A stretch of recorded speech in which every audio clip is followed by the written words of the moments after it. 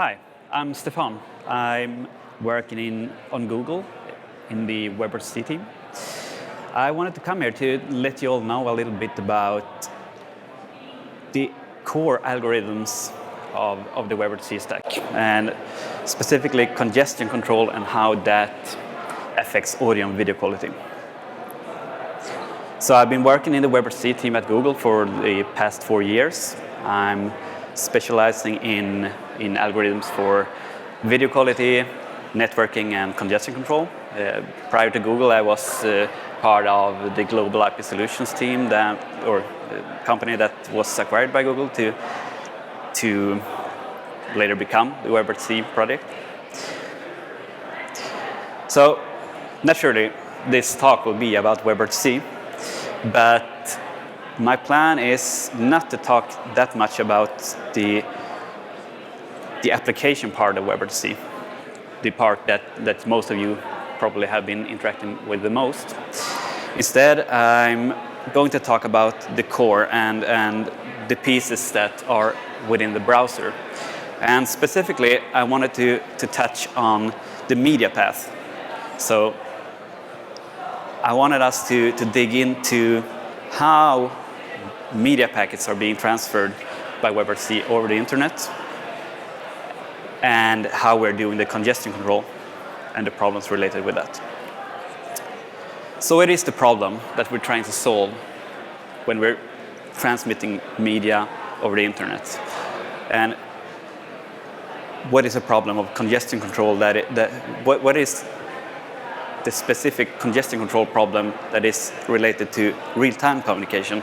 Why can't we use the congestion control algorithms that are available from TCP and existing transport today? Well, what we want to solve is that we want to transmit as high quality media as possible while still keeping the latency low. And we want to make sure that we do this for all our users. We don't want the 50th percentile of users to have a good quality call, while the 90th percentile have a crappy call. So, what are the challenges? I think that this picture illustrates the problem in a kind of good way. If we try to send HD video for all our users, some will experience something like this, where the packets are getting queued up on the network, and they will take a long time to reach the other side. And some packets might even get dropped. And for us to be able to handle this case, we need congestion control, which apparently is not existing here. But to be able to better explain what the real problem is, I wanted to touch on a term called buffer bloat that is commonly used when discussing the internet and transport in general today. Buffer bloat is the problem where internet equipment, such as routers, have oversized buffers.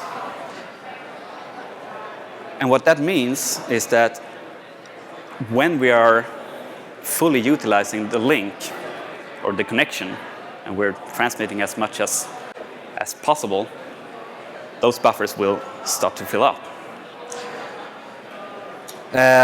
Jim Geddes did some measurements a couple of years ago where he wanted to figure out what was happening with his connection, because he was seeing that when he was transferring files, he had a very, very long latency. So he measured the latency on a big number of links. Here we have each data point is one of those measurements. On the y-axis we have the upload bandwidth that he was able to reach, and on the x-axis we see the inferred buffer size of the bottleneck link. So the lines that have been drawn are the latency experienced on that link under load. And what we can see is that most of the connections he tested experienced more than half a second of latency. And a big number of them experience more than 4 seconds of latency. And obviously, that's not great for interactive communication. So I was thinking that how can I illustrate the problem of this in a good way? So to start with, I thought that maybe we can look at how TCP performs under a buffer bloated link. And through that, maybe we can understand why we can't use TCP-based algorithms, congestion control algorithms, for a real-time calls. So this is a simulation where the bottleneck is at 2 megabits per second, and we have started off a TCP call, or TCP transfer. The green line up here is the TCP throughput. So TCP has more or less immediately saturated the link, which is great. This means that we will get instant HD quality.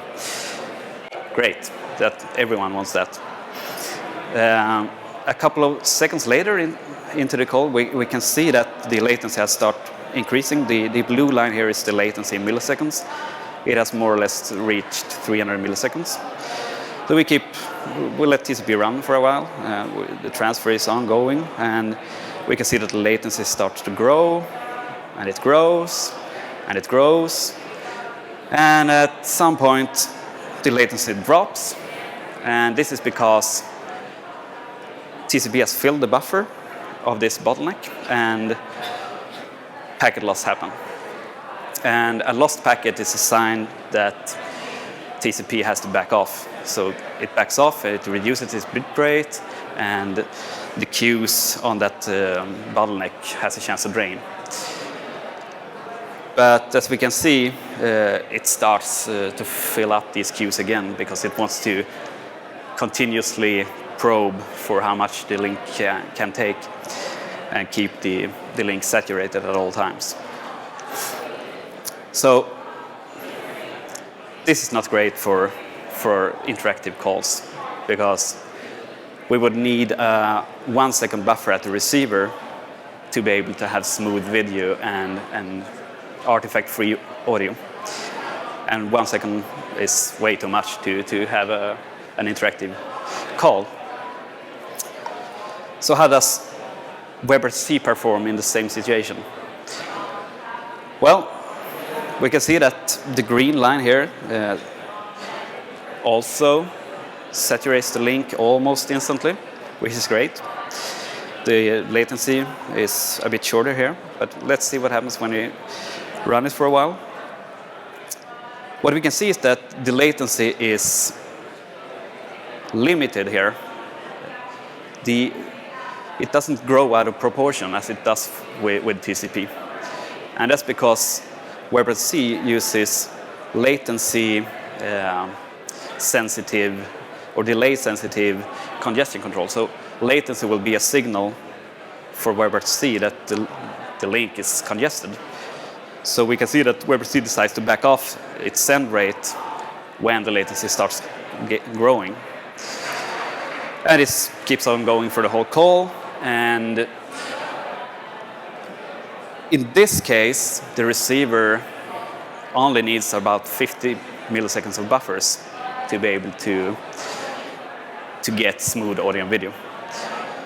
The cost, of course, is that we need to back off a bit early, so we can't fully saturate the link at all times. But hey, that's probably better than 1 second of latency. Okay, so the problem is solved. Great. But that's not really true. It's more difficult than that. And I wanted to explain to you why. So most of us have probably experienced something like this, where someone has been playing a game, or you are having a conference call, or whatnot. And at the same time, someone starts to watch YouTube or transfer a file or whatever. And suddenly your experience completely crashes. But why is that happening? So let's see what happens when we have a WebRTC session that shares the bottleneck link with a YouTube or a file transfer. We start off the WebRTC session as before, and we saturate the link, and the latency is kind of contained, all as expected. At around 25 seconds into that call, someone starts YouTube. Sorry for the colors here, but in this case, the brown line is the WebRTC throughput. The green one is the TCP throughput. The red line is the total throughput on this bottleneck link, and blue is still latency. So we can see that TCP starts to probe for some of that bandwidth, and the goal should be, of course, that they try to share this link equally, and that actually happens after a few seconds later. And we can see that the latency is still okay. We have around 200 milliseconds of latency. But what happens next is that TCP wants more. It wants all of it. So it keeps increasing and basically saturates the link on its own, leaving WebRTC with the worst possible video and audio quality it can deliver. And we can see that the latency keeps increasing. And of course, TCP wants to have high latency, or it wants to reach a full buffer, so it will keep making sure that this latency increases until we have that packet loss event again, where TCP backs off. But as we saw before, TCP will keep on trying to saturate the link, and the latency starts growing yet again, leaving very, very little chance for WebRTC to grab some of that cake. And this keeps on going for the whole call. And for us to have smooth audio and video without artifacts in this case, we will still have to have 1 second of receive side buffers. So it would be the same thing as we would have used a TCP congestion control for WebRTC itself, except that we get the worst possible video quality, since we're left with almost no bitrate at all. So the second problem I wanted to touch upon is Wi-Fi and mobile networks.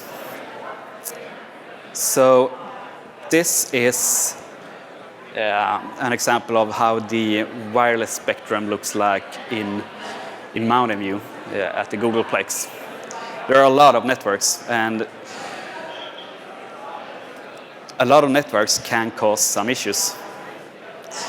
So this is a recording on that network, a recording of the inter-packet arrival times during a call. So what we can see, if we zoom in, is that periodically during this recording, we have moments of silence on the network where we can't get anything through.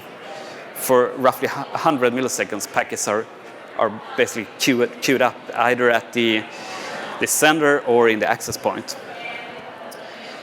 So what's the problem with this? Well, as I said before, WebRTC uses a congestion control algorithm that is latency sensitive, and this is latency.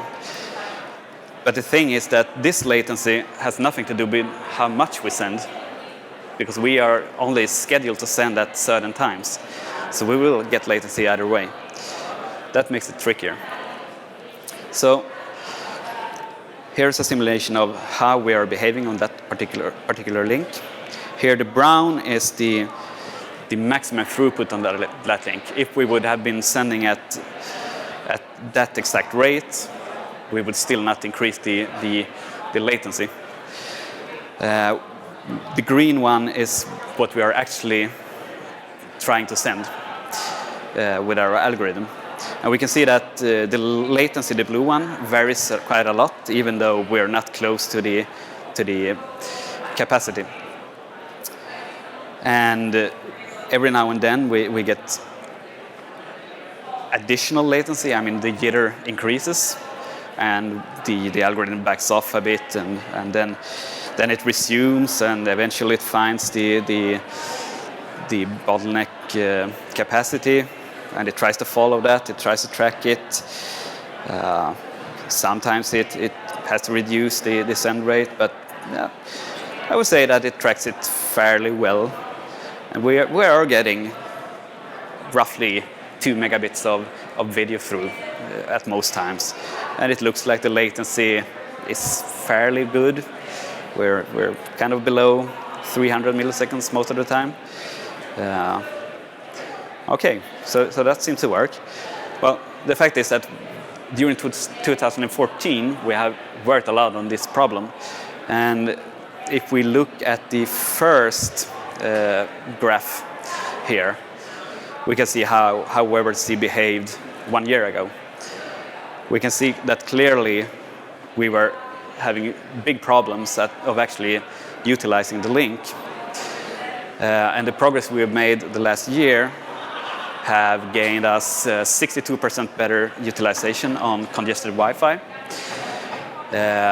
On an average WebRTC call, as measured in the field, gets a 20% higher bit rate on average. So that's over all the video calls that we measure on from this change alone.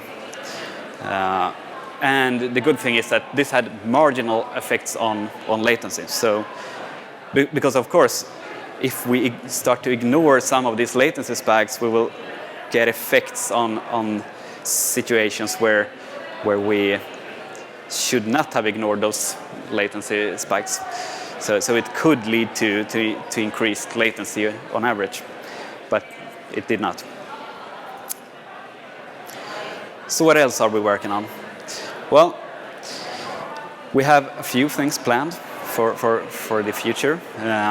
First, we are hoping to take audio into account in a better way when we are doing networking overall in WebRTC. So we want to make sure that audio is always prioritized, so that we don't affect audio quality just because we want to deliver as good video as possible. I think most of us would like to see that happening. We're also working on better sharing the link with our TCP other WebRTC flows. This is typically important if you are building an application where you have this mesh conference setup, where you are sending copies of the same stream to different endpoints. In that case, you don't want one stream to get 90% of your uplink, while the other 4 streams are getting to share the last 10%. We also hope that we should be able to better grab a piece of the cake when we are meeting TCP flows out in the wild. Because as we saw in the simulation I showed before, it doesn't really make a difference if we back off when we are seeing TCP competition. We will still get the same latency. And last but not least, mobile networks will be a pretty big focus for us going forward. We'll start working on recordings in the similar way that we worked with recordings of packet delivery times for Wi-Fi networks, and we hope to make some good progress there. I wanted to explain a little bit more about what specifically we're working on for priority of audio. First of all, we are going to take packet latency, audio packet latency into account when trying to figure out how much it's possible to send. So that will improve our bandwidth estimation and congestion control accuracy, and jitter that is affecting the audio, and packet loss that is affecting the audio mainly, will help us reduce the bandwidth, which it does not today. In addition to that, we should be able to, when the bandwidth drops, as in this illustration here, we will be able to completely shut off video and even reduce the quality of the audio if the bandwidth becomes really bad. For instance, if you end up on a 2G connection or something like that. And as the connection improves, we will be able to increase the audio quality, and we will turn on video. And when the video has reached a reasonable quality, we will even be able to increase the quality of the audio to something more or something better than you all are seeing today. So we think that's pretty exciting. So a summary, I hope that you all have a chance to or are getting away from this talk with a better understanding of why congestion control is important for real-time communication and why it's really hard to make it work well. Because it's a huge number of networks out there, and they are all behaving differently. There are always different types of traffic to compete with, and everything is changing all the time. And it's not all about audio and video codecs. You can build a brilliant audio codec and a brilliant video codec, but you will still have poor quality if you don't do the network and congestion control right. So this is an area which is in constant need of improvement, and we will make sure to spend the time needed to make that right. So, thanks everyone for your time. That's all I had. If you want to reach me or with ideas or bug reports or whatever, contact me at holmer@google.com or grab me after this. Thank you.